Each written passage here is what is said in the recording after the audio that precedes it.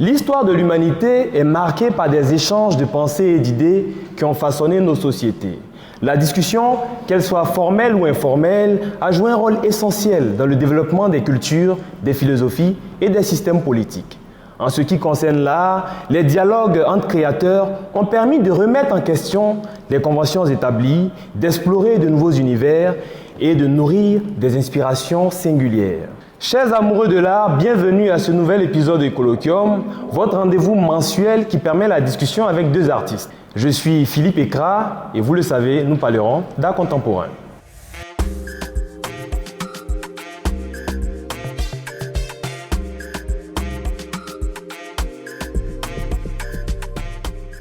J'ai l'immense plaisir de recevoir aujourd'hui deux artistes que je connais très bien, Cess Esso et Nanglé. Cess Esso, vous êtes une figure emblématique de l'art contemporain ivoirien. On rappelle que vous avez exposé à plusieurs fois, dont 1.54, et c'est un réel plaisir de vous avoir sur ce plateau de Colloquium. Alors, permettez-moi de vous soumettre à l'exercice délicat de la présentation de soi. Qui est Nanglé? Je suis Nanglé, artiste peintre ivoirien. Je vis et je travaille à Bingerville. Je suis aussi diplômé du Centre technique des arts appliqués. Et je présente un travail en fait, qui est basé sur l'état de la jeunesse et du développement architectural. Alors Nanglé, on observe en regardant tes œuvres que tu utilises justement les idéogrammes traditionnels dans ta création. Alors tout de suite j'ai envie de me poser une question. Pourquoi l'invocation de la tradition dans tes œuvres? Je les utilise en fait pour rappeler en fait ma propre culture déjà et comme nous le savons tous, ces symboles-là que j'utilise en fait sont des symboles en fait qui sont porteurs de messages. Donc ces messages-là, je les utilise en fait pour exprimer des émotions dans mes œuvres. Alors Cess Esso, qu'est-ce que vous en pensez? Oh, je pense même qu'il faut même pas réduire son travail à l'approche technique. Parce que techniquement, ça se voit qu'il a, du talent, il y a une progression dans ce qu'il fait et tout. Je pense qu'il faut même regarder de plus près l'approche thématique, l'approche philosophique de son travail. Il aborde une thématique qui est très actuelle, sous un angle qui est très singulier. J'aime beaucoup le fait que, et ça, si je ne le pensais pas, je ne le dirais pas.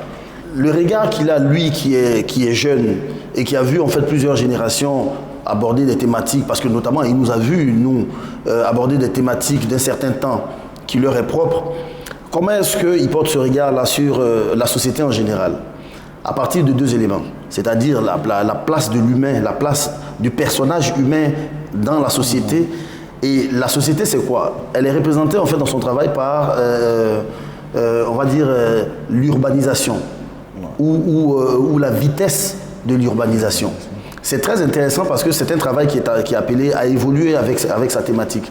L'urbanisation, on voit tous, par exemple, dans une ville comme Abidjan, comment est-ce que Abidjan change de visage à une certaine vitesse. Et le questionnement justement de la place de l'être humain, du personnage humain dans cette société. Je veux quand même faire un clin d'œil quand je regarde son travail au fait qu'aujourd'hui, par exemple, il y a des déguerpissements à Abidjan. Ça sous-entend que dans quelques années, ces espaces-là auront changé de visage. Donc, quelle sera la place du personnage humain dans ces espaces-là? C'est là tout l'intérêt justement de son travail. Et je pense qu'il ne faut pas regarder son travail juste comme quelque chose de purement esthétique. Il aborde une thématique singulière et très actuelle. Et c'est là que je pense que tout le fondement, enfin tout le prestige en fait, de son travail réside là-dedans. Et l'ajout des poids à Caen, des symboles à Dinkra sont pour moi quelque chose qu'il est allé chercher très loin et dont il faut tenir compte dans l'étude de son travail. La question de la culture n'est pas une question à choisir parmi d'autres. Voilà. L'art et la production artistique ne répondent qu'à ce besoin, à cette question: qui êtes-vous? Qui êtes-vous? Et donc je viens dire, voici ce que je suis. Et ce que je suis ne peut pas se raconter sans la Dioukro. Nanglé, c'est donc quelqu'un dont l'histoire en fait nous permet à nous justement de prouver que on peut évoluer, on peut justement atteindre des sommets en ayant cette discipline d'apprentissage et en ayant justement la volonté d'aller vers la maturation de son processus créatif. D'ailleurs, je vais vous raconter une anecdote. Un jour, il m'a appelé Il m'a dit qu'il était dans son processus de création et qu'il avait du mal avec les fonds. J'ose le dire parce que voilà, c'est pas quelque chose qu'on... Il avait du mal, il me le permet, j'imagine qu'il me le permet. Donc il m'a dit qu'il a du mal avec les fonds et qu'il pense que je peux l'aider techniquement dans une séance de travail en fait sur les fonds. C'est quelque chose qui m'a profondément touché. Bon, déjà, j'aimerais lui dire merci.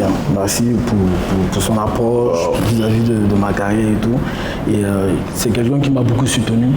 Surtout, il m'a apporté beaucoup de conseils concernant mon processus de création et tout. Et je l'ai quand même embêté souvent il n'avait pas le temps, mais je venais devant sa porte et tout. Ah mon vieux, j'ai besoin d'apprendre telle chose et telle chose. Mais il a toujours été là en fait pour m'écouter, pour me diriger en fait.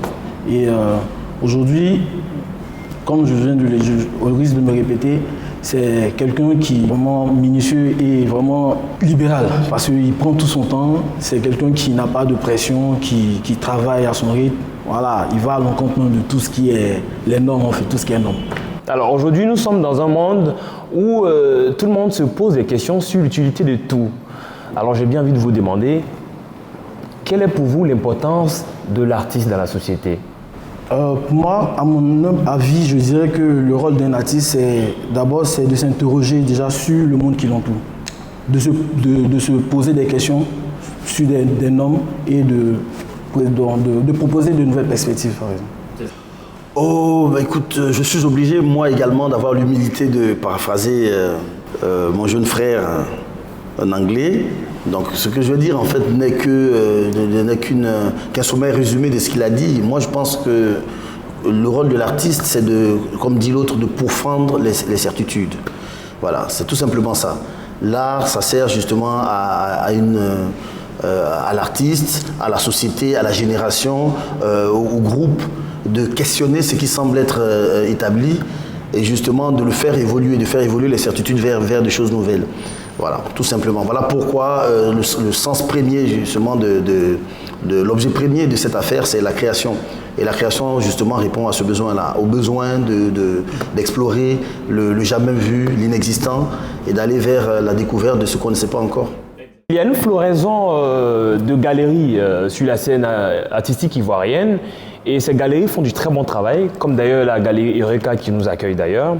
Et ces galeries exportent leurs artistes. Hein? C'est ça. Toi qui exposes déjà à l'international, quand tu observes tout ceci, tout cet écosystème, hein, as-tu le sentiment justement qu'il y a un attrait particulier des collectionneurs à l'étranger pour les œuvres des artistes ivoiriens ?